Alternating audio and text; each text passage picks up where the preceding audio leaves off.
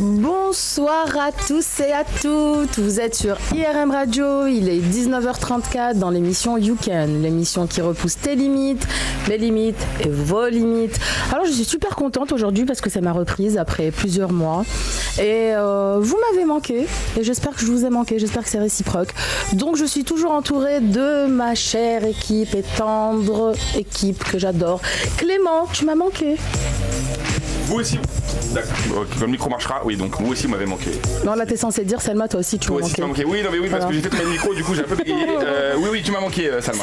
C'est l'émotion, il a fait tomber son micro. Je suis arrivé un peu en précipitation en plus, du coup. Voilà. Et ce soir, j'ai avec moi, alors, une qui a débuté avec moi l'émission, Naziha Ben Sakhri. Comment vas-tu ? C'est le retour. C'est le retour. Je vais bien, Selma, merci, et toi ? Ça va, merci, très bien. Et ce soir, j'ai l'honneur de recevoir alors un très grand nom du design, du traditionnel, de la culture et du patrimoine algérien qui est Madame Nawel Chibah. Bienvenue à toi, Nawel. Merci, Selma. Alors, je te remercie. Dis-tu une amie, donc je te tutoie. Il n'y a pas de souci. On remercie Clément, on remercie Naziha. Merci à toi. Et tous les DZ. Bienvenue à toi, Nawel. Donc, on va commencer. Tu es prête entre toi et moi et Naziha par la suite. Oui. Alors, Nawel Chibah, 46 ans, née à Alger. Ouais, à Albiar. El Biar, plus exactement. Ça veut dire, là, elle veut dire que c'est une pure algéroise. Ça veut dire qu'il ne faut pas mélanger l'Algérie avec Alger. C'est la classe d'Alger. Nous, voilà. Nous, c'est, voilà, Alger, c'est la classe. Donc, tu as eu un cursus scolaire qui est normal, basique, primaire, collège, lycée. Et ensuite, en 1992, tu as décidé de te lancer et faire un diplôme de prêt-à-porter. Oui. Dans une école étatique qui était située à Al-Harrach. Ah, oui, c'est à Aïssati Al-Harrach 3. C'était l'une des rares écoles étatiques. Dans ce domaine-là, surtout dans les années 90. Oui, parce que c'était les années chaudes. Voilà, c'était vraiment les années... Et comment tu as décidé comme ça de te lancer dans le prêt-à-porter ? Non, à l'époque, il n'y avait pas d'école de modélisme ou de stylisme. Il y avait juste le prêt-à-porter.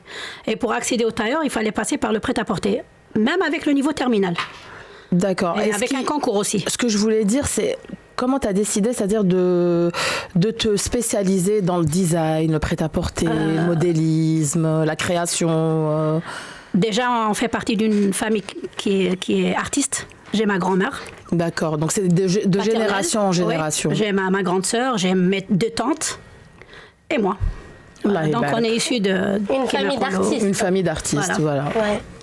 Et ensuite, donc quand tu as fini ton diplôme de prêt-à-porter, tu as fait aussi de 99 à 2001 une école de modéliste. Oui, c'était Golf École. Tu es toujours resté dans le même domaine d'activité. Et tout ça, c'était à Alger ? Alger. Oui, c'est Alger. L'une elle était à Al-Harrach et l'autre elle était à Golf, juste à côté de la présidence. Donc pour toi, c'était une évidence de faire ça. C'était Ragda, une évidence. Je suis en train de parler en arabe en même temps, pardon. Je viens de m'en rendre compte. Moi, j'ai parlé arabe, il fut un temps. Je viens de m'en rendre compte. Faut surtout pas faire ça. Donc c'était pour toi une évidence de faire ça, de te lancer. Un cursus qui était évident. Et quand on aime son métier, on essaie toujours d'évoluer. Moi, j'ai toujours dit que la plus grande école, c'est l'école de la vie. Même si on fait des diplômes et tout, mais on apprend surtout dans le tas. J'ai 25 ans de métier, donc j'en ai vu. Donc le sujet de ce soir, je pense que vous l'avez compris, c'est la détermination et la passion. Donc il faut être patient pour faire ce métier. Non, la passion. Ok, la passion, pardon. Mais il faut aussi être patient, certainement. Il faut être patient. Surtout. Non, je voulais dire, il faut être passionné, pardon. Ouais, il faut aimer. J'ai toujours dit, et je le dis à tout le monde, si tu aimes, tu réussis. Même si tu as des obstacles, même si tu as je m'excuse. Comme on dit. Comme on dit. Faites comme si je n'étais pas là. On dirait la chaîne 3. Voilà. C'est le live Instagram. Des bâtons dans les roues. Faites comme si j'étais pas là. Moi, à la fin, je prendrais Google Traduction et je ferai la traduction. Il n'y a pas de problème. Traduire, c'est pas grave. Voilà. Et justement, en parlant d'obstacles, quand tu as commencé en 92, il y avait la décennie noire en Algérie, il y avait le terrorisme. Malheureusement, voilà, comme tout le monde le sait, l'Algérie est passée par une décennie qui était sanglante. Il y a eu plus de 150 000 morts. Comment tu as fait, surtout que l'école était dans un quartier chaud d'Alger qui était Al-Harrach? Le matin, je partais avec ma sœur. C'était une semaine les matinées, une semaine les après-midi. On essayait de s'organiser tant bien que mal. C'était vraiment des années pénibles. On a perdu des amis, on a perdu des collègues.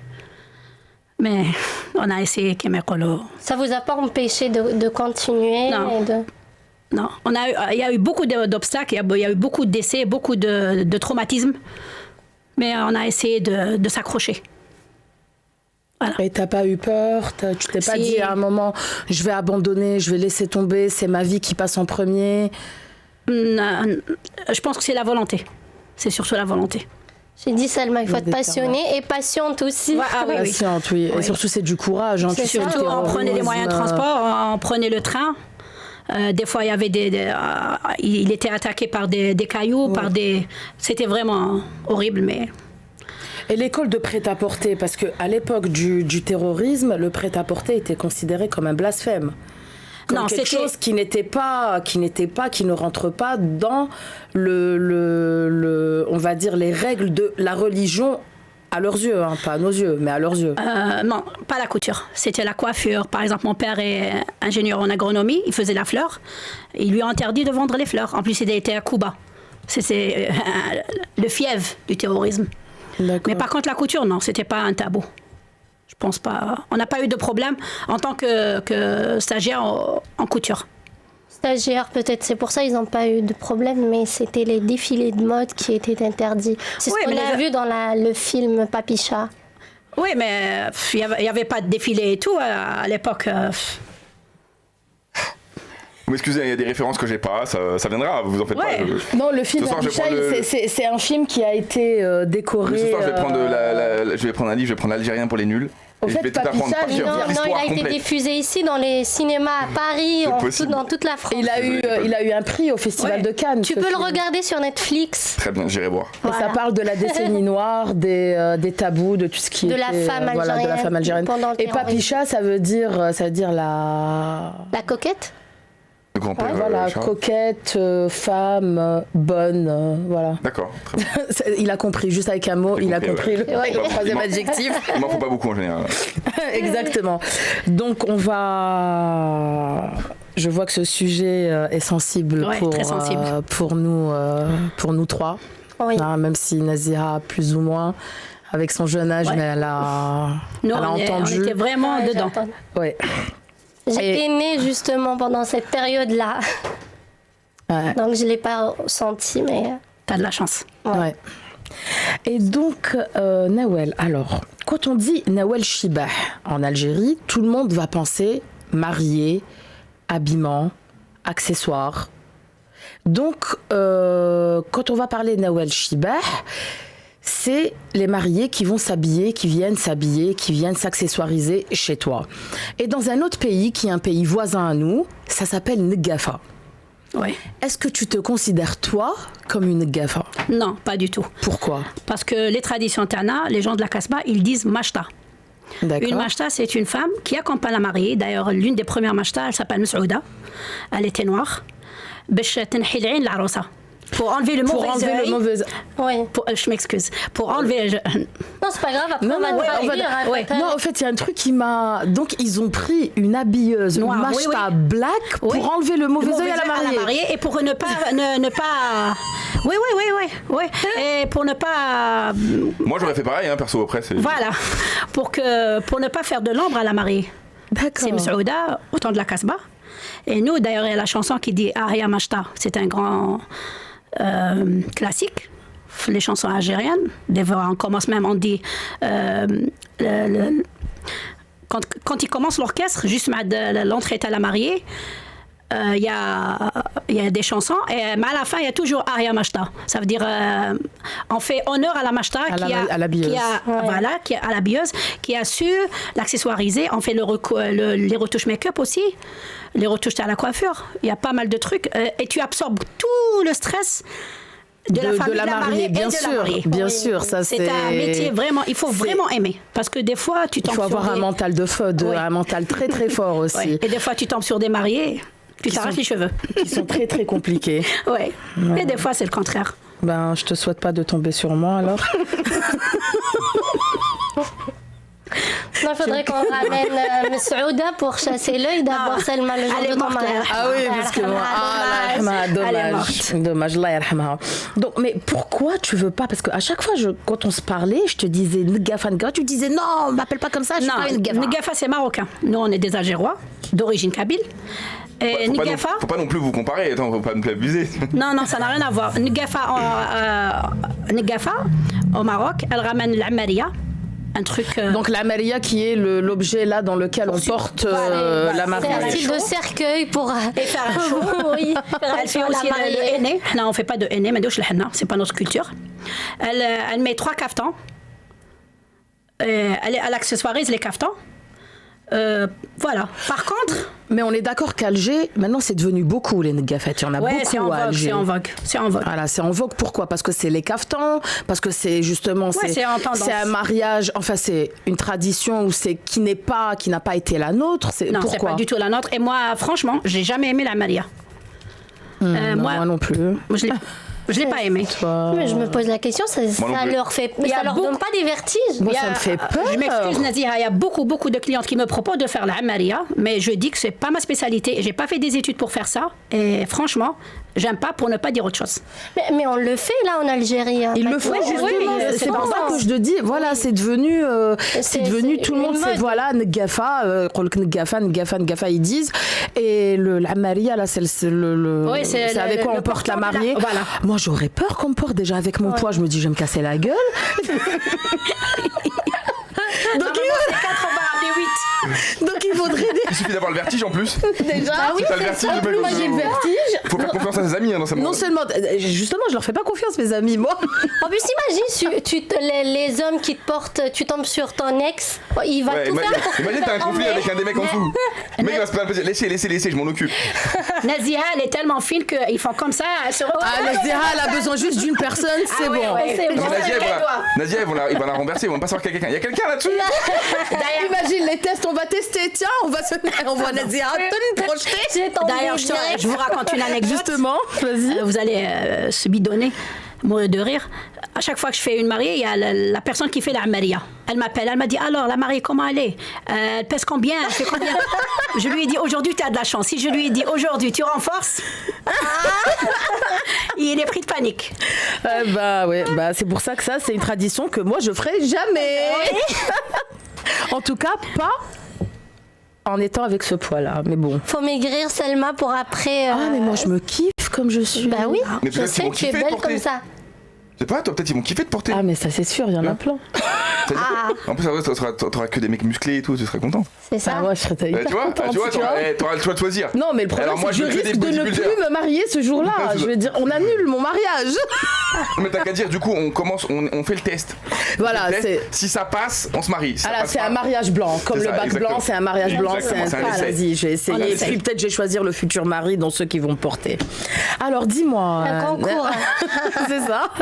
Alors dis-moi Nawel, avec toute la richesse que l'Algérie a dans les robes traditionnelles, dans les accessoires aussi, parce que chaque région, il faut savoir que chaque région de l'Algérie a sa robe traditionnelle et a ses accessoires.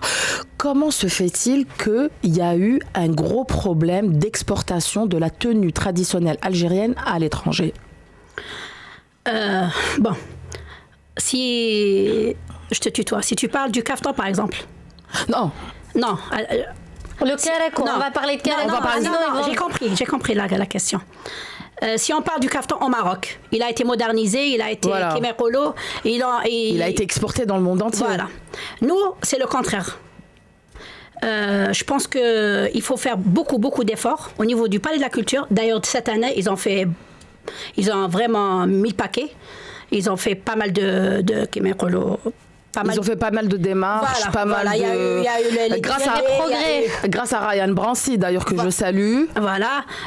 Par exemple, on a été sollicité pour les bijoux. On a fait une exposition. Ma petite fille Camélia, elle a eu le trophée, dont je suis honorée. Je pense qu'il y a beaucoup d'efforts à faire au niveau du Palais de la Culture.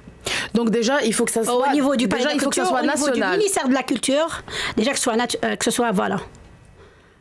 Oui, c'est vrai, parfois on voit, je te coupe Salma, excuse-moi, c'est vrai, il faut que ça soit national. D'ailleurs, la robe kabyle, on la voit qu'en Kabylie. La robe Neili, on la voit qu'Aouled Neil. Pourquoi la femme kabyle ne porte pas la robe Chewi ou la robe Neili et la femme Neili Là, je te coupe parce que, par exemple, en parlant de la robe Neili et de la Melhfa Chewi, ces deux robes-là sont portées par toutes les régions. Oui, je confirme. Maintenant, mais c'était pas ça avant. La robe Neili, c'est depuis 20 ans quand même, à peu près. Depuis 20 ans, la Melhfa Chewi, elle a toujours été là. La Melhfa Chewi. Je parle de la petite Kabylie. Moi, je suis d'accord avec Salma, si je donne mon avis. Naziha, maintenant, oui. Il y a, je te dirais, 10 ans, 15 ans avant. Oui. Ça a commencé la tendance. Alors, elle porte le kabyle. Elle commence avec l'algérois, elle porte le kabyle, le chaoui, le naïli. C'est le mélange de cultures. La plupart des mariés, ils font minimum 8 tenues traditionnelles. Oui. Donc, la plupart des mariés, chauffez. Regarde, si on dit, par exemple, on dit 20 mariages par mois, je te dirais 15 mariages, tous elles mettent du kabyle. Elles mettent du chaoui. Même les Kabyles, elles me disent on va mettre le kabyle. Depuis l'époque ou c'est juste maintenant? Non, c'est depuis 15 ans. Avant, d'ailleurs, les années 90, quand j'ai commencé mon métier, ça commençait avec un ensemble, un burnous. Maintenant, ça commence avec le karakou. Maintenant, les mariées, elles ont la culture du traditionnel. Par exemple, avant, ils mettaient beaucoup de robes de soirée. Maintenant, il n'y a pas de robes de soirée. Alors qu'avant, même dans les fiançailles, ça a toujours été... Je me rappelle, quand j'étais jeune, c'est... Ah oui, il faut que j'aille acheter la robe de soirée pour les fiançailles. Ah, la robe de soirée pour... Maintenant, ça commence à disparaître. Avec le cerceau, etc. Ouais. Par contre, tu vois, quand elle a dit, Naziha, il faut nationaliser déjà les robes traditionnelles chez nous, en portant des robes, par exemple, une Kabyle porte une Melhfa Chewi, une Neili porte une robe Kabyle, etc.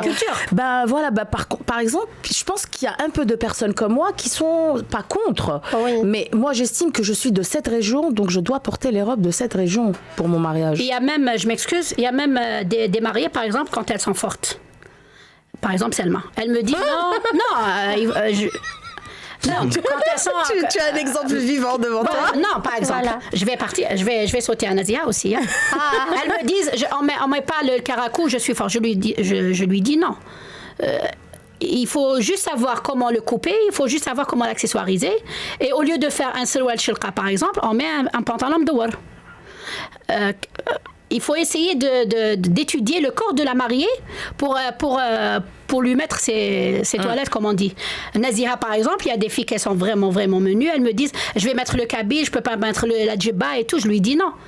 Il suffit d'avoir l'art et la manière de porter la chose et de savoir la retoucher, et tu pourras mettre ta djibba. Pourquoi tu es constantinoise? Tu mets ta djibba, ça ne veut pas dire que tu es maigre ou tu es fine ou tu es menue que tu vas te priver de la djibba.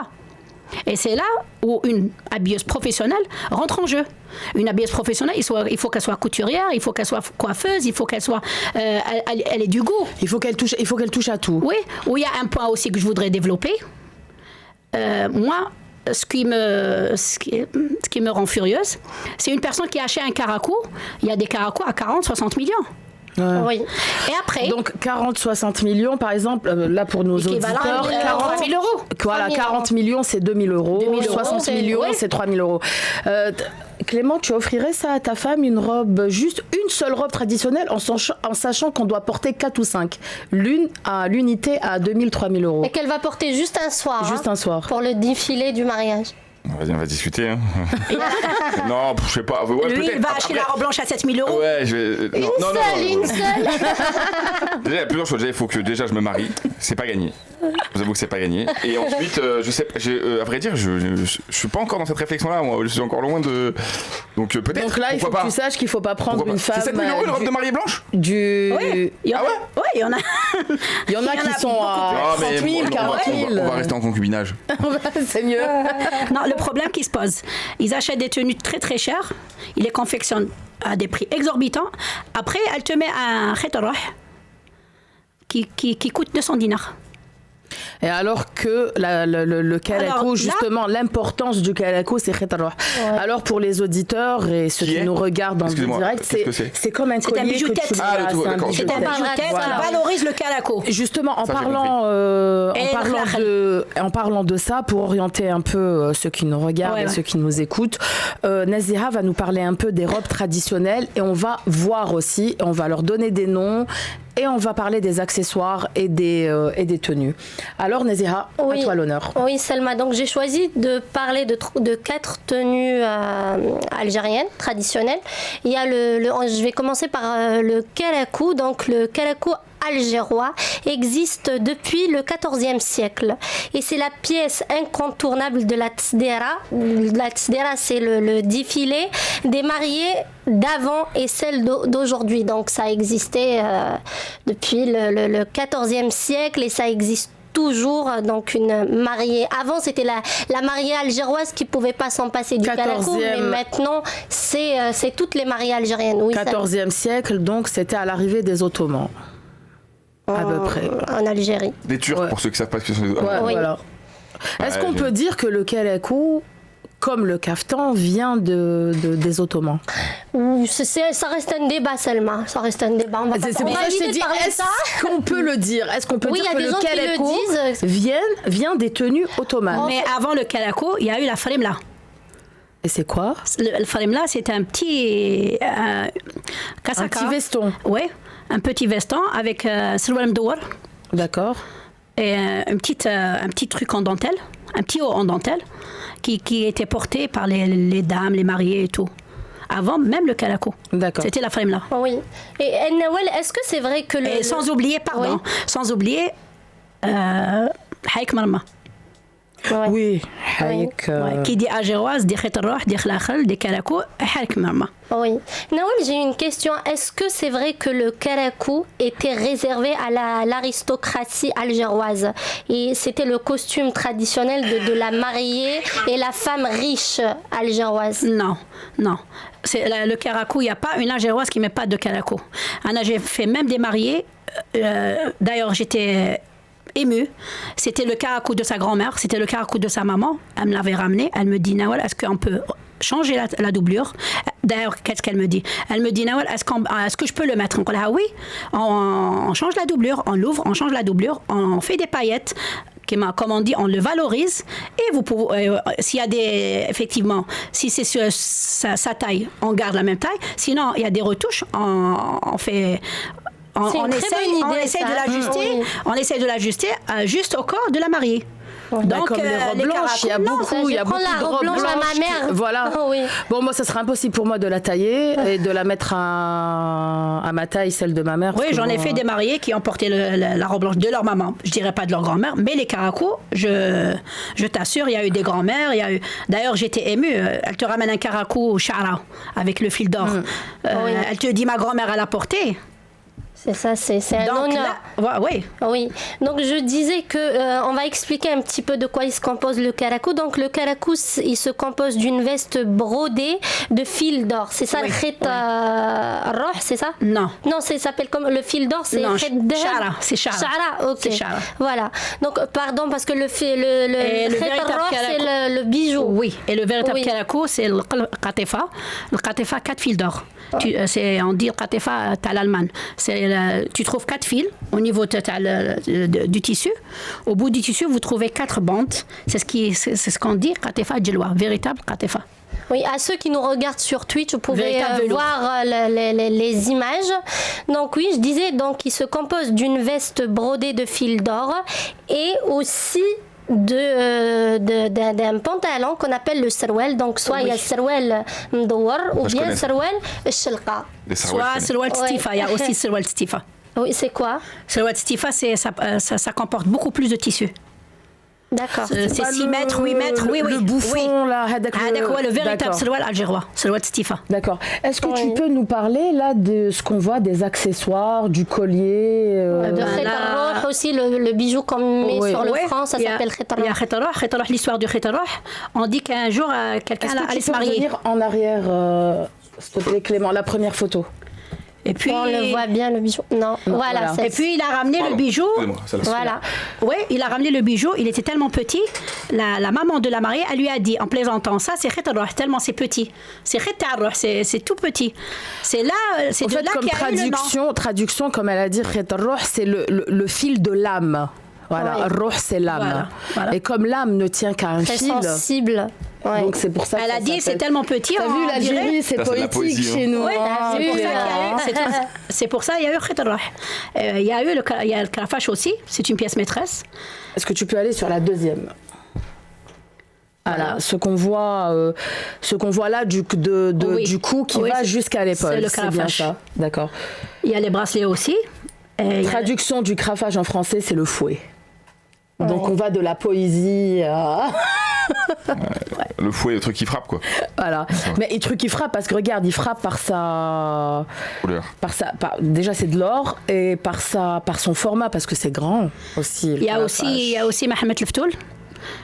J'ai pas choisi une photo avec Mohamed Leftoul parce que ça aurait caché le caraco, on n'aurait pas développé l'image. Donc Mohamed Leftoul, c'est quelque chose qui se porte à 90% avec le caraco. Il la mettre les algéroises, on peut la mettre en foulard, on peut la mettre juste à poser, de côté. Il y a beaucoup de manières de la mettre. Ok, et dis-moi, parce que j'ai vu, le c'est les petits bracelets pour oui. les mains. Et il y a les mêmes. Et le khilkhal, c'est pour les jambes. Est-ce que dans le Kereko, le khilkhal est important, Oui. des pieds? Oui. C'est C'est obligatoire. obligatoire. Et il y a même il y a des signes. Par exemple, si tu mets un seul caraco, je pense que un seul khilkha, ça veut dire Hadjala. Elle est divorcée. D'accord. Celle qui met rien, c'est une fille qui va se Qui va se marier pour la première qui est fois. à l'âge de se marier. Oui. Et celle qui met les deux khilkha, c'est une nouvelle mariée. D'accord. Donc quand on est célibataire, ok. on C'est des met signes. pas. Donc quand on met un seul, elle est divorcée. c'est Quand comme on les met bijoux deux, kabyles. c'est une nouvelle mariée. C'est une nouvelle mariée, Oui, d'accord. c'est comme les bijoux kabyles. Il y a une manière de les porter. Quand on va au mariage, le fait de voir la djebba et les bijoux juste à poser sur la djebba, on sait si c'est une jeune fille, si c'est une femme divorcée, si elle est dans l'âge de se marier. Comme à C'est le Tlemcen, langage Shiddat des Tlemcenia, accessoires. je crois qu'ils ont aussi un modèle pour la nouvelle mariée, ensuite la mariée Oui. qui arrive. Oui. C'est... Zerrouf, elle a une nouvelle mariée, elle peut mettre jusqu'à 8, 8 Zerrouf. Voilà. Une jeune fille, elle ne met pas de Zerrouf, elle met juste à Saba. C'est le langage, les tenues traditionnelles. C'est pour faciliter aux belles-mères de choisir la mariée. De choisir la future, la future belle-fille. belle-fille. Voilà. Ouais. Donc si Mais elle voit... maintenant, c'est du n'importe quoi.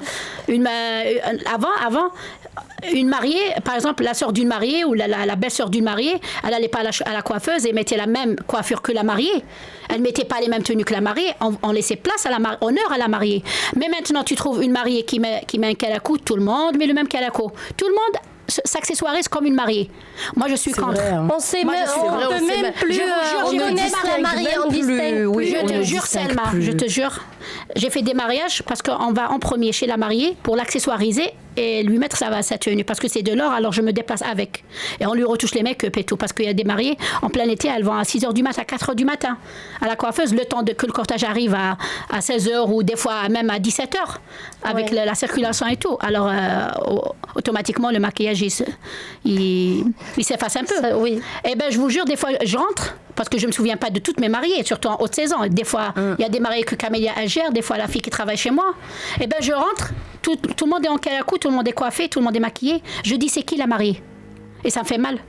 De le dire, C'est oui. vrai, c'est dingue, hein, parce que par exemple, comme la robe blanche, c'est uniquement la mariée qui doit porter une robe blanche pendant les mariages. Et puis là, on commence à voir des robes de soirée qui ressemblent à des robes à des robes de mariée. On va continuer avec la présentation des. Oui, des donc je robes voulais parler un traditionnelles. petit peu du. On va rester sur le calakou, donc pour parler un petit peu de Sarwal Shilqa et Sarwal Mdawar. Donc au début, le calakou, il était associé uniquement au Sarwal Mdawar. Avant c'était le salon. C'était ça, parce que le Sarwal Shilqa, c'était la version du Sarwal maison. c'est ça? Ça facilitait les tâches managères à la maison. Mais il n'était pas coupé auprès du corps. Oui. C'était juste, il laissait 15 cm pour longer le pied et il y avait un élastique. Itko. Je ne sais pas comment le dire en français. Itko. Elles prennent toute la largeur du tissu, elles enfilent un élastique.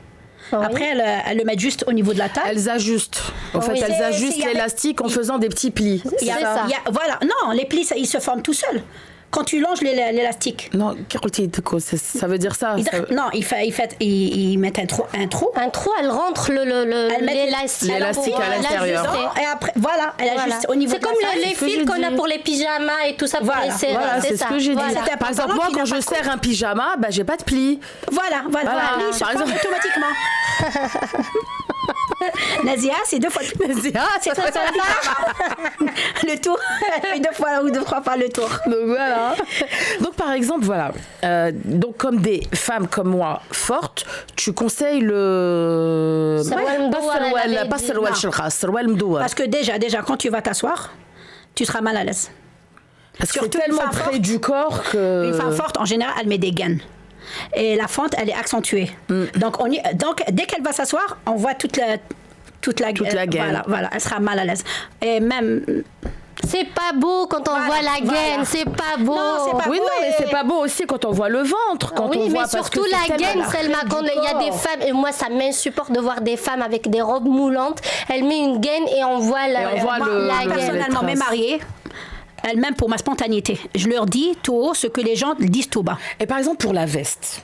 Là, je vois la veste, elle est en dessous de la taille, près du corps, juste au niveau du ventre. Donc, est-ce qu'une femme ronde peut mettre cette taille-là de veste ou un autre modèle de veste? Il y a d'autres modèles. Il y a d'autres modèles avec une découpe. Et comment elle est la découpe pour les femmes fortes? La découpe, c'est en forme. J'ai oublié comment dire. En arabe? Je perds les mots. Non. Même en arabe? En toc. Okay. C'est en cloche. Voilà, en cloche. En djiliyel, c'est juste on prend un rang. Oui. Après on le met.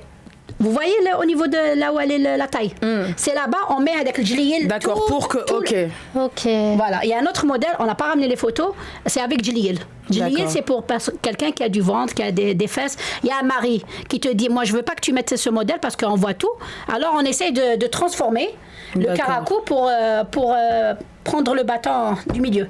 Le mari, il se fâche pas et la mariée, elle met son caraco. D'accord. Donc ça, pour enlever tous les idées reçues pour toutes les femmes qui veulent mettre justement des calacos, mais parce qu'elles ont un peu de ventre, parce qu'elles sont un peu rondes, elles osent pas mettre le calaco. Je vous dis, mesdames, allez-y, n'hésitez pas, parce qu'à chaque tenue a ses découpes et chaque forme, chaque morphologie a sa découpe. Le caraco, il a été modernisé. Il y a des centaines de modèles.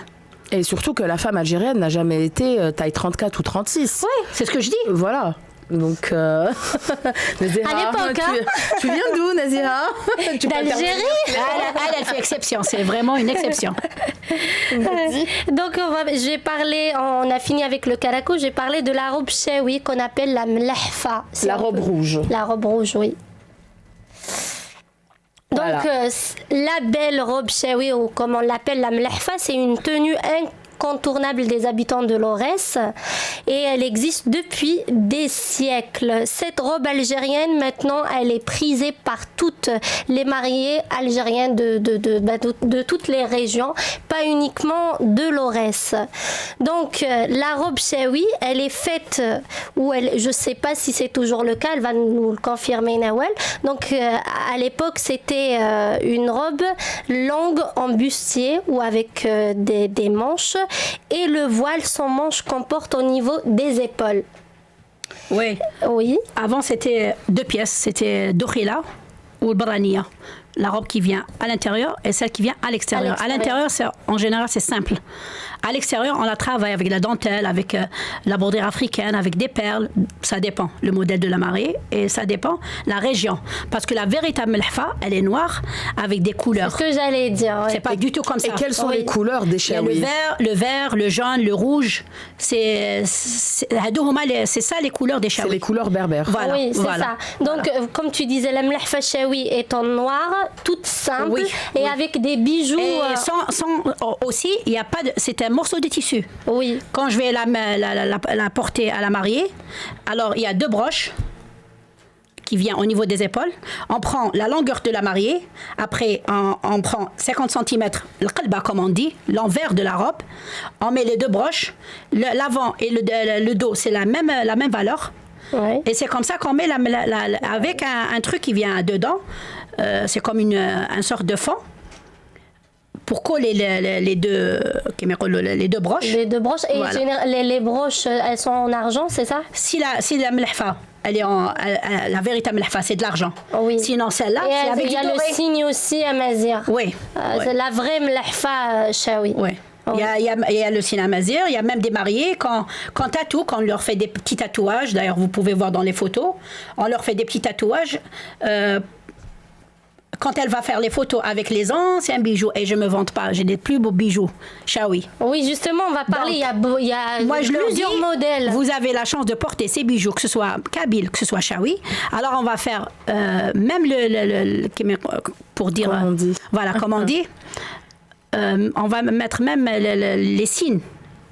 Shawi. Oui, ma grand-mère, elle est kabyle, mais elle a les tatouages parce que généralement même les la femmes mienne. kabyles ou les femmes shawi, Même- elles sont tatouées. Ouais. Et toutes les est-ce que femmes tu de connais l'Algérie, Oui, parce que nous aussi, les Naïli, mais c'est juste Mais pourquoi les signes qui sont différents. C'est ça.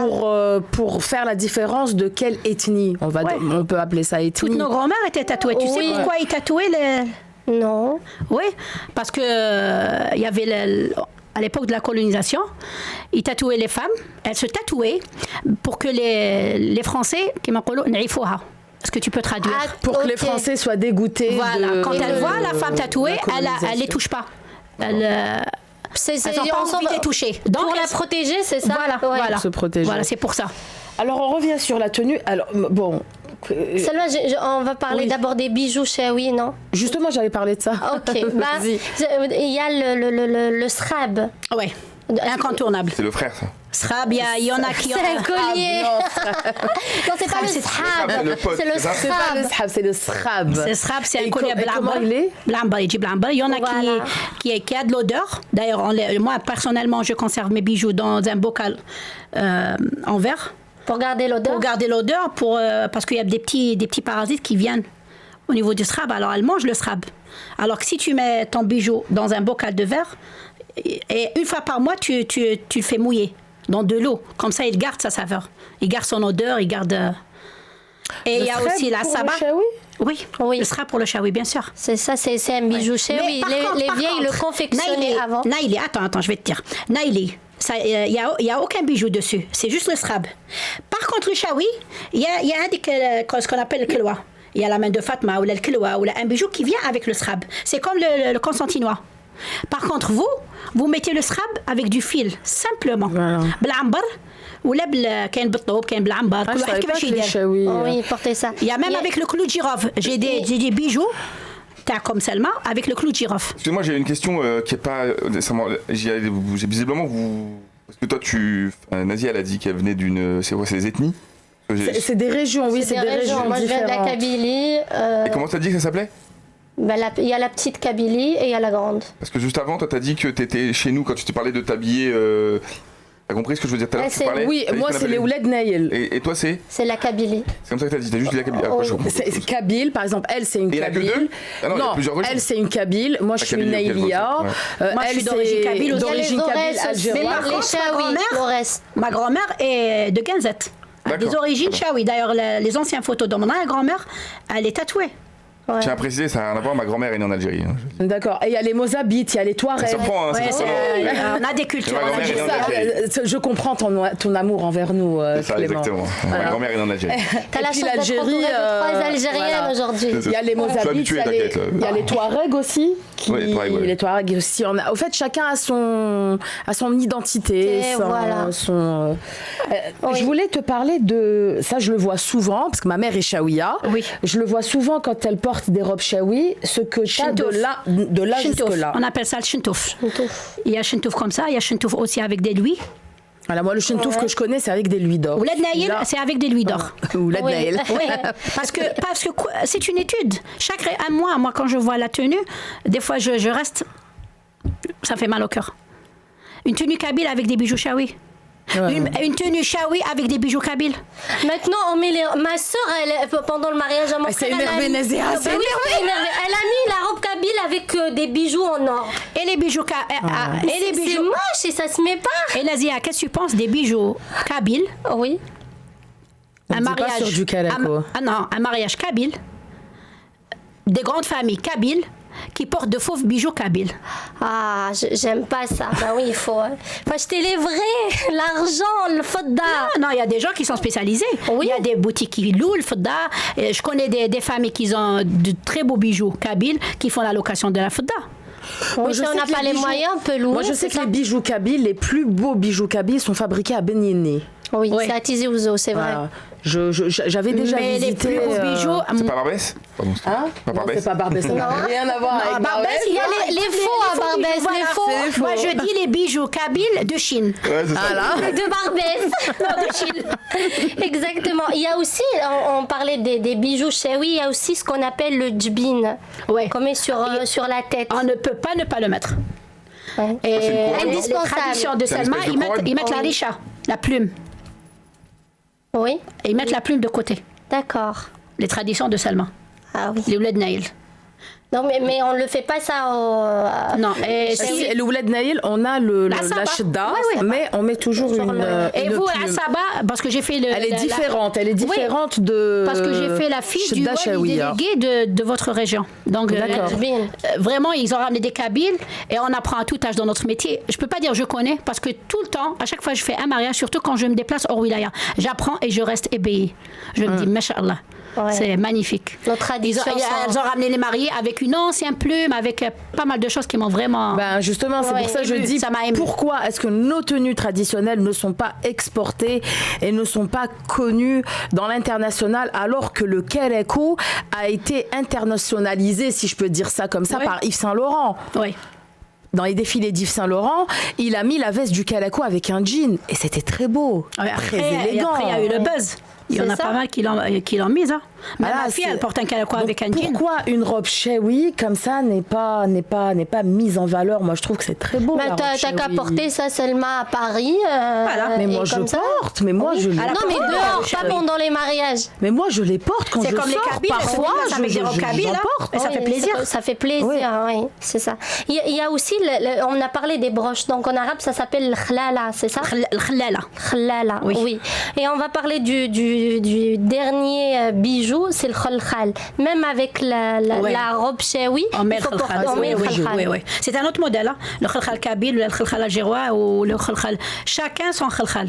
Oui. Et- Je répète, le khelkhel, c'est l'accessoire bracelet. qu'on met, le Qui- bracelet cheville.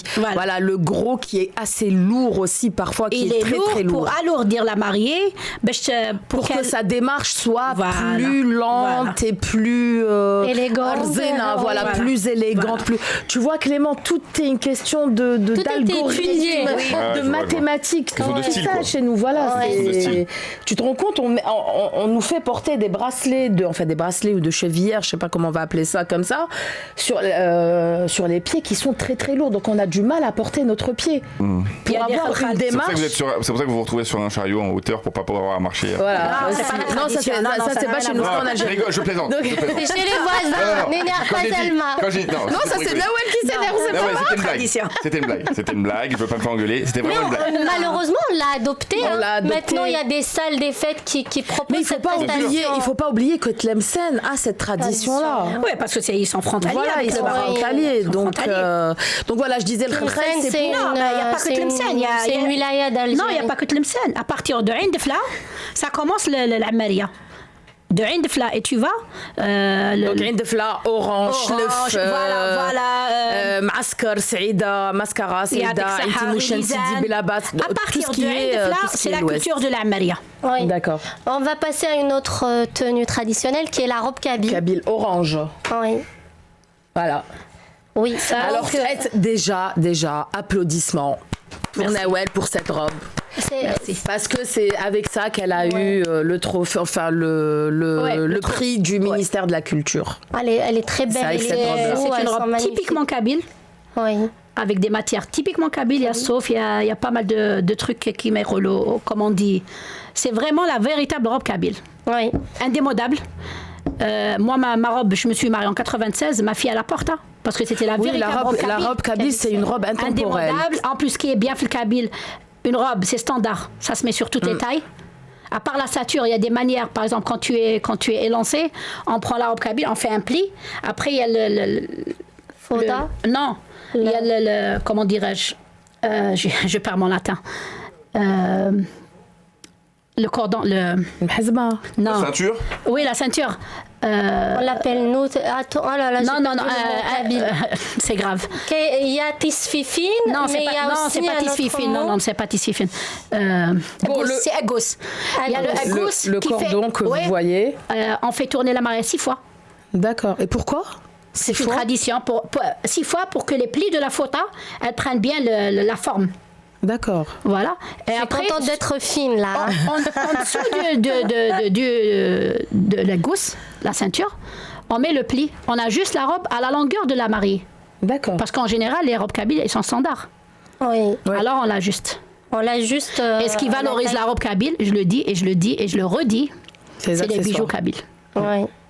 Je suis contre. Oui, si on prend une robe kabyle achetée à 4000 dinars, à 20 €, si on lui met de beaux bijoux kabyles anciens et savoir la mettre en valeur, elle sera plus valorisée qu'une robe qui fait 3000 €. Mais c'est tout, à part le kalako, parce que le kalako, il faut vraiment le travailler. La robe Fergani de Constantine, il faut vraiment la travailler. Mais les autres robes, comme Milh Fachaoui, comme la robe kabyle, comme la robe Naili, je vous assure, moi, personnellement. C'est les accessoires. La robe Chaoui et robe Naili, j'ai une robe Nail. Allez, je vais le dire en direct, là, vous allez tous le savoir. La robe que j'ai mis, moi, Naili, pour mon mariage, elle a coûté 3500 dinars. Ouais.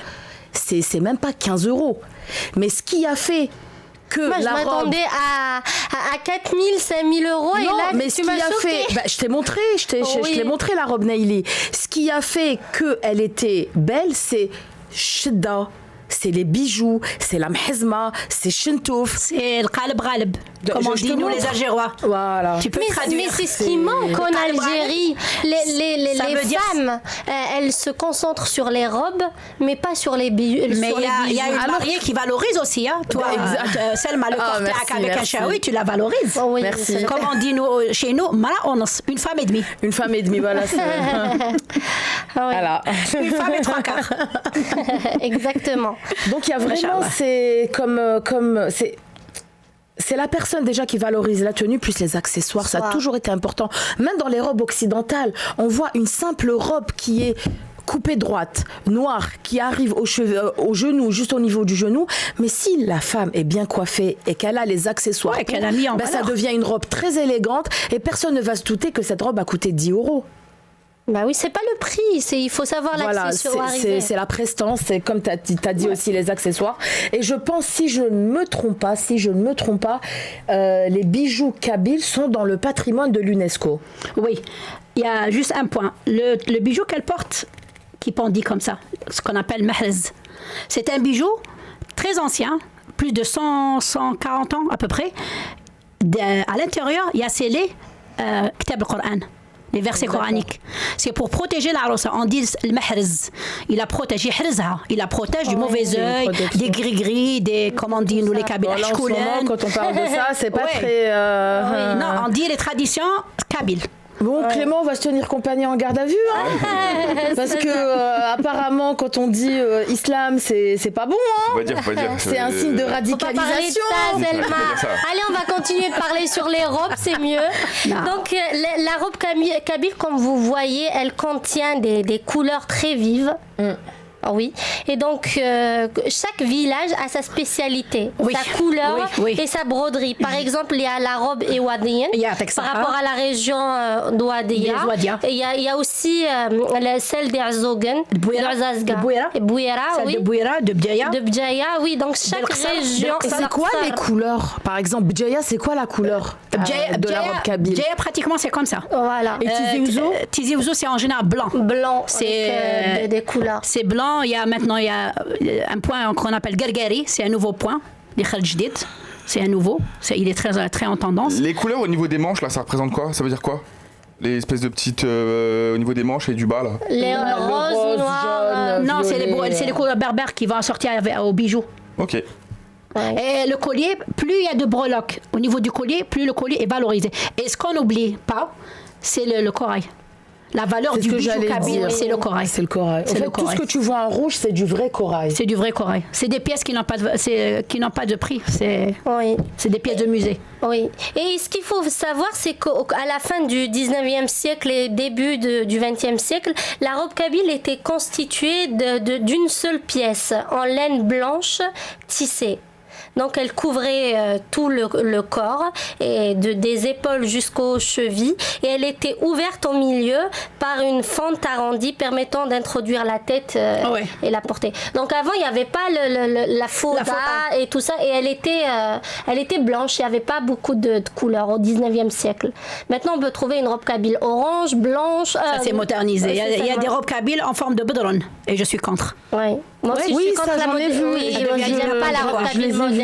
Moi, quand les mariés me disent Nawal, parce qu'elles prennent beaucoup mon avis, je leur dis, une robe kabyle, c'est typiquement traditionnel. Oui. Donc, Ça, j'avais vu. mais l'amélioration de la robe kabyle, elle a pas commencé il y a 10 ans, elle a commencé depuis 1914.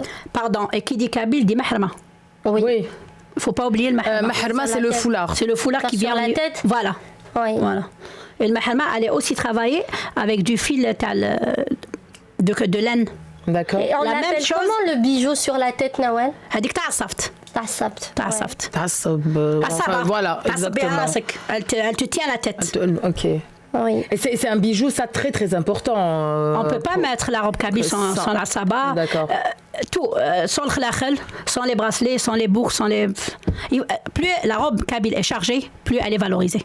Chargé en accessoires. Bien sûr. Bijou Ok. kabyle. Bien sûr. D'accord. Oui.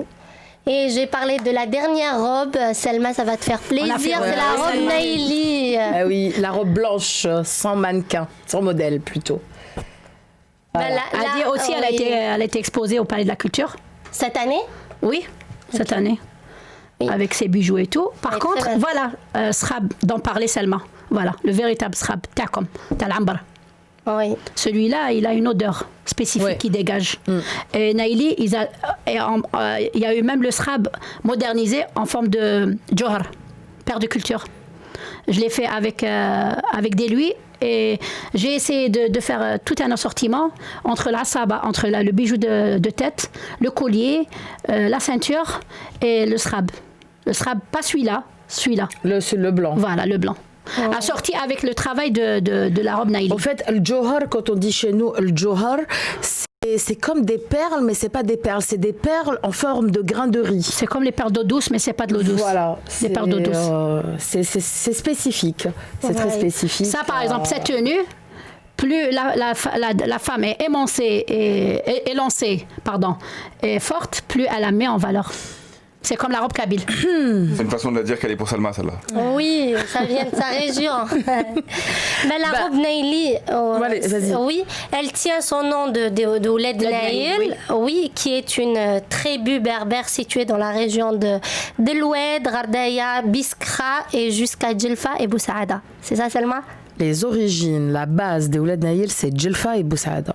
Ok. Le pays de la viande. Voilà, Il y a les moutons, Djelfa, hein. voilà, c'est Djelfa Boussaada, il y en a à Msila, il y a Sour Ghazlan.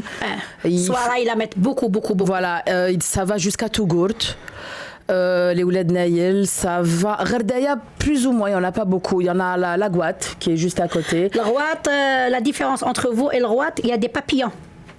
Ils mettent des papillons. Moi je parle, Au voilà, niveau moi je des parle manches, des, au niveau- moi je parle des Ouled Naïl. c'est- Et ben moi ma robe justement là je vais vous montrer les papillons parce que c'était pour rappel parce que ma grand-mère est de la Gouate. Voilà. Donc j'ai la robe elle Parce a que été j'ai un fait peu. aussi pas mal d'hommages à la rouat et je connais la tenue taham. Et les Ouled Naïl, est-ce que toi tu le Parfaitement. savais ou vous savez que les Ouled Naïl c'est la plus grande tribu d'Algérie? Je savais On est pas. plus de 20 millions. Ouais.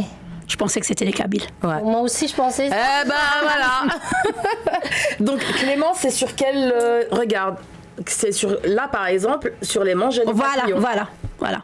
Oui. D'ailleurs, c'est des centaines et des centaines de mètres de ruban pour confectionner une robe Naïl. La shedda, enfin je l'ai portée Une robe de la vraiment Rouat. traditionnelle. Hein. Voilà le. Avec une maharma et tout, c'est magnifique. Voilà. Ouais. Donc on Ça, peut c'est voir toi, aussi celle-là la robe. Oui, ça c'est moi. Masha'Allah. Sur celle-là. Tu vois, une Hop. femme Maraounas, comme elle porte la tenue. Oui. Donc les papillons qui sont sur les côtés, sur mes bras, ben ça c'était une petite touche de rappel à la région de ma grand-mère qui est la Gouat. Et sur le milieu. Ouais, aussi. à 100 km de Djelfa. Et la doublure de votre tenue, elle est toujours doublée en soie. En soi, toujours. Toujours, oui. toujours. Donc voilà, donc il y a eu la ceinture louis d'or. Oui.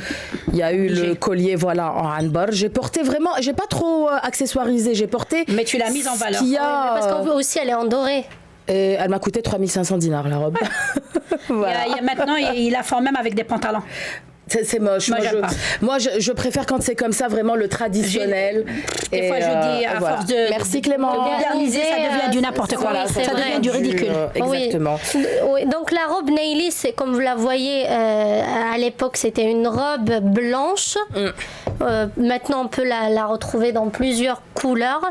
Donc, mais avant c'était une robe blanche à Blanche et volant. rose pâle. Et rose Oui, pâle. rose pâle aussi. Beaucoup de rose pâle et de blanc. Elle pourra confirmer Salma. Salma, je confirme. oui. Donc ces manches sont plus ou moins longs, mais laissent toujours entrevoir les mains et les poignets de celle Pour mettre qui la les porte. bracelets en valeur. Oui. Parce que Pas uniquement. Pourquoi? Pas uniquement. Comment s'appelle la danse des Ouled Naïl? oui, voilà. Parce que la danse des Ouled Naïl, c'est C'est avec les mains. les mains. C'est tout Ah, c'est pour ça. ouais. Pour, Ça se danse comme ça, c'est les mains. Et même nous, quand on fait nos mains, ça a une signification. Si la femme, ses mains, quand elle danse, elle fait ça, c'est qu'elle est mariée. Ouais. Si elle fait, c'est qu'elle est célibataire. Il faut venir la courtiser. Ouais. Parce que la danse Naïli, ça se danse avec une femme et un homme. C'est une danse qui est très très sensuelle. Et c'est une danse de la drague.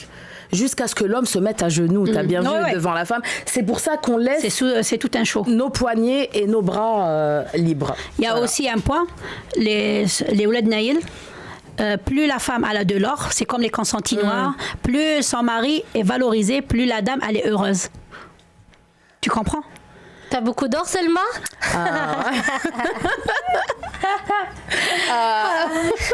Faut pas dire sinon on va te voler. De toute manière, ici en France, j'ai rien du tout. Donc, ils peuvent venir, il y a. Allez, à il y a aucun Djelfa. souci. Ah, Djelfa, il y en a. Là, il va. Oui, donc je vais juste finir avec ça. Donc la Naïlia place un long voile sur sa tête qui retombe sur ses épaules. Oui. Oui. Et ce voile, il se nomme le Louga, c'est ça? Louga? Je ne sais pas. Non, moi on l'appelle Draya. Draya. دري بها روحك شغل تستري je sais pas comment le dire en français. En fait, c'est pour se couvrir. Mais voilà. Mais pratiquement toutes les tenues algériennes, les 48 layas, portent la draya, que ce soit le consentinois, l'algérois, le gag, même le chaouia, même le kabyle. Oui. Et comme en C'est une pièce Kabylie, incontournable. et comme en Kabylie, la robe Naïli a plusieurs. Par exemple, à Djelfa, ça se porte d'une telle manière. À Boussaada, ça se porte d'une telle manière. Il y a aussi- À Qsr Boukhari, ça se porte d'une autre manière. Ouais. Il y a aussi le hizama, Selma. Oui. Il y a des familles qui mettent pas le hizama, la ceinture. Le lendemain du mariage, une fois que le mari La nuit de noces, Voilà, là, elle ouais. pourra porter la ceinture. En fait, tout est voilà. tout est code, sa belle-mère, elle lui C'est les enfile la traditions. ceinture. Voilà, c'est les traditions. C'est Beaunois, c'est aussi Constantinois. Ils mettent pas de. C'est pour ça que je demande les mariés. Je leur dis, est-ce que toi tu mets la mahzma? Est-ce que je ramène la mahzma ou je la ramène pas? Alors qu'est-ce qu'on met? Si on la met pas, on la met au niveau des épaules comme ça pour dire que Pour cette la robe femme fergane, elle a la mahzma parce que il y a des régions où c'est honteux que la fille ne prend pas avec elle une mahzma. Mahzma. Tu confirmes, Salma? Ouais, je confirme tout à fait. Moi, ce que je remarque quand tu parles, Nawel, c'est, je sais pas si vous l'avez remarqué, Nazira ou Clément, c'est avec passion qu'elle décrit ses bijoux, Merci. avec. Connaît son sujet. Exactement, Oui. et c'est même J'ai fait l'intonation une de blague, la voix. j'ai fait une blague, je me suis fait engueuler, j'ai vite compris que faut pas rigoler avec la passion. Hein. Donc Nawel parle vraiment avec passion et les petits détails, c'est ce qui fait, on va dire, la différence. L'école de la vie. Et là, je fais appel à tous les designers. Regardez ce qu'on a comme robe et vous savez ce qu'on peut en faire. On peut les... Moi, je suis pour l'exportation de nos robes parce que j'estime que chaque région de l'Algérie a son histoire et chaque région a son identité. Parce que l'Algérie, et ça, peut-être que je vais faire des rageux, l'Algérie se constitue de plusieurs ethnies, de plusieurs identités et c'est paradoxalement, et c'est ce qui fait notre identité. Oui, c'est le mélange de cultures. C'est ça, c'est ce qui fait notre identité. Même même dans la gastronomie algérienne. Les Kabyles, ils ont une gastronomie. Les Algérois, ils ont une gastronomie. Le Sud, ils ont une gastronomie. L'Est. Donc, c'est cette différence-là qui fait notre force. Et on devrait justement l'exporter. Maintenant, on va parler d'un sujet aussi qui fait tabou, enfin pas qui est tabou, mais en ce moment qui est en train de faire le buzz, que ça soit en Algérie, que ça soit en France, que ça soit partout dans le monde. Comment maintenant les influenceuses se permettent de mettre en avant des designers et des stylistes, des pseudos qui n'ont rien, aucun talent, aucun savoir, rien, parce que c'est au nombre de followers. Est-ce que toi, tu es victime de ce fléau-là, Nawel? Moi, personnellement, l'Instagram, ça me dit rien du tout. Comme j'ai dit, le prophète, il était commerçant, sallallahu alayhi wa sallam. Est-ce qu'il avait un Instagram? Est-ce qu'ils étaient les anciens commerçants? Ils avaient un Instagram?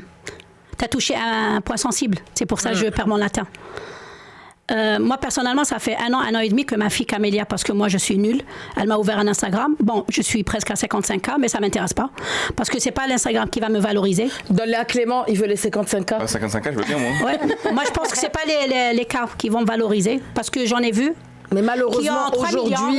Vous êtes obligé de le faire, malheureusement. Mais malheureusement, aujourd'hui, c'est les cas c'est le nombre de followers. Il y a des designers, je ne vais pas citer de nom, il y a des designers qui ont, parce que 300K, 400K, et leurs robes, elles sont portées par les animatrices algériennes, alors que c'est des robes, comme je les appelle moi, mais inflammable. Il y a juste une étincelle.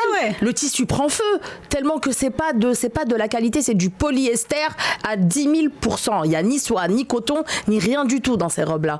Donc, est-ce que toi, tu es justement, ce que je voulais te poser la question, tu es victime de ça justement? Les gens ne reconnaissent plus ton talent parce que ça a été masqué par ces gens-là. Bon, maintenant, il faut que tu me traduises. Comme on dit chez nous, n'importe qui fait du n'importe quoi. Voilà. Moi, si je travaille et je me suis faite un an, j'ai cravaché. Et maintenant, ma fille, c'est la relève. Moi, j'ai un projet à Paris. Ma fille, je l'ai laissée à Alger. En plus, vous, c'est de mère en fille, c'est de génération en génération. Voilà. Donc, moi, j'ai fait ma réputation de bouche à oreille. Je suis à la 2e génération, presque à la 3e génération, bien que j'ai 46 ans. Mais j'ai commencé très jeune. Alors, si j'ai fait ton mariage, par exemple, maintenant, je vais faire le mariage de ta fille. Et bientôt, il va y avoir la 3e génération. Je pense, moi... Bon, je partage ce que tu dis. Il y a eu le rush d'Instagram. Moi-même, je ne comprends rien. Une personne qui n'a aucun niveau, qui ne sait même pas formuler une phrase, qui dit du n'importe quoi. Tu rentres sur son Instagram, tu trouves 3-4 millions. C'est malheureux. Un couturier qui a 40 ans, 50 ans. Oui. Qui n'a pas... Je ne les cite pas. Je connais de très grands photographes, de très grands couturiers, de très grands noms qui ont 400 personnes. 4000 personnes. Et maintenant, la nouvelle mode, par exemple, Selma, ça va. Alors, tout de suite, je rentre sur Instagram, je vois Selma off. Elle a 10K. J'ai 10,8K. Non, c'est rien. Non, je vais pas la calculer. Qu'est-ce qu'elle va me faire, Selma? Je prends pas la photo avec Selma parce que Selma, elle a 10K.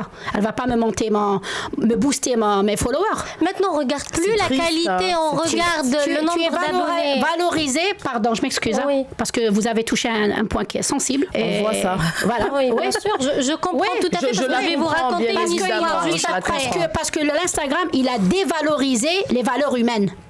C'est vrai? Il a fait monter des nuls et fait chuter des gens qui sont meilleurs. Les grands. Voilà. Voilà. Oui. Voilà. La semaine. Je connais des photographes, pas que les photographes, des couturiers ou des photographes ou des gens du métier qui ont commencé avec moi, les années 90, qui n'ont même pas d'Instagram. Oui. Ils n'ont pas besoin d'Instagram. Moi, si c'était pas ma fille qui l'a ouvert, ça m'intéresse pas. Comment elle s'appelle l'ancienne qu'on avait à Alger, celle qui avait même des magasins à Maqam Shahid? Mina. Oui. Mina. Oui.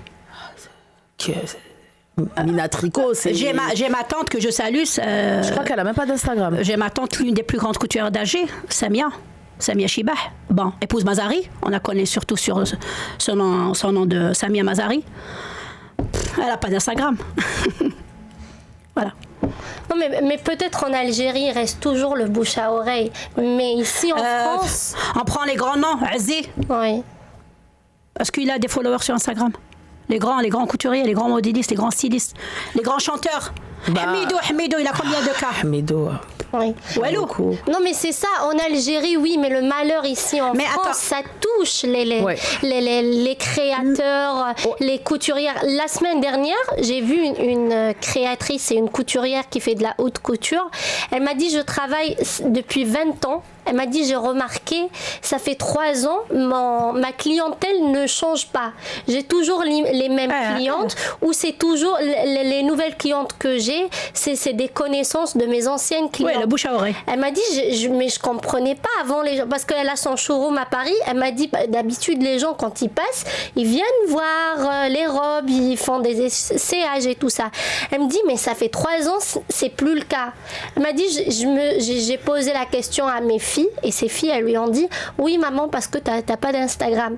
Elle m'a dit, j'étais obligée de prendre un community manager, donc elle l'a pris, et là elle a commencé à avoir de nouvelles clientes, parce qu'il y a les influenceuses qui la partagent, et elle collabore avec des influenceurs. C'est malheureux. Mais Nadia, je vais te dire quelque chose. Hein.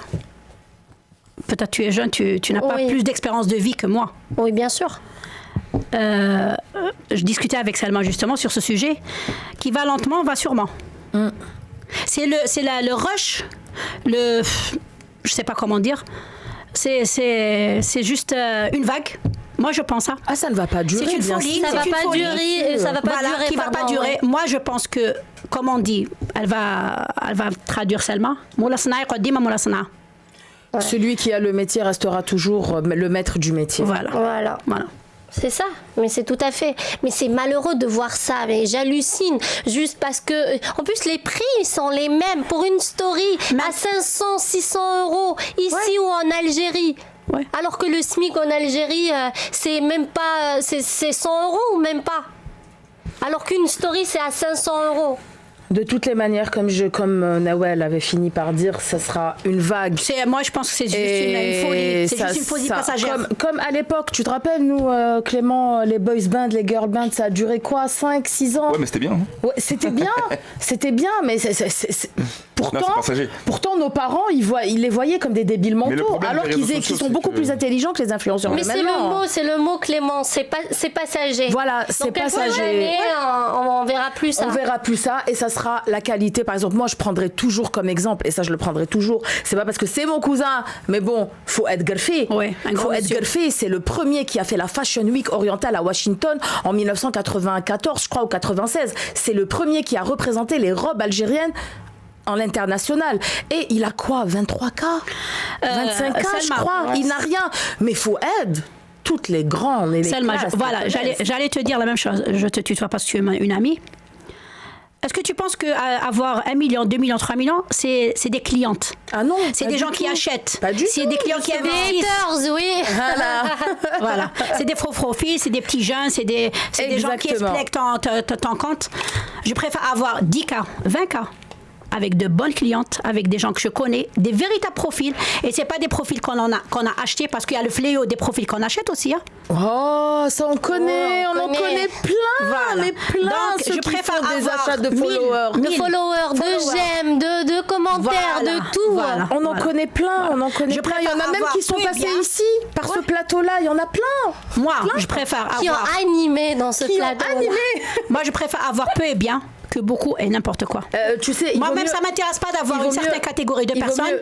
Il vaut mieux avoir des clients et des clientes qui potentiellement c'est des clients ou potentiellement des clientes ou qui achètent vraiment, que avoir juste comme ça qui viennent par curiosité. Ah, ça c'est combien? Ah, d'accord, mais chez l'autre je l'ai trouvé moins cher. Ah, mais chez l'autre c'est ça. Non. Après, tu fais appel à des tournabuzz, voilà, comme le Dimira que je salue, pour te faire de la pub. Non, j'ai pas besoin. T'as la buzz chez nous, ça veut dire influenceuse. Hein. Sauf que ça veut dire mendier, la nouvelle mode Nazira, je dis juste ça et je sais que c'est le moment. On n'a plus de temps. La nouvelle mode, elles font des trucs parties, je sais pas comment on appelle, moi je suis pas à jour. Ah oui, leur après-midi, voilà, là, des après-midi entre influenceuses, des gâteaux. Alors, où ça fait des placements de produits sur le traiteur, sur la robe. Voilà. Alors tu te retrouves, la dernière qu'ils ont invitée, elle a 200-300 cas. Et elles invitent d'après le nombre de cas. Bah tu sais, ça on va finir par ça. Juste après le déconfinement, il y a eu l'anniversaire d'un designer algérien, vous savez c'est qui. Et quand il m'a appelé, il m'a dit Selma, est-ce que tu viens? Je lui dis, il y aura qui? Il m'a dit, ne cherche pas qui y aura, mais en tout cas, entre vous tous, il y aura au moins 20 millions de followers à vous tous.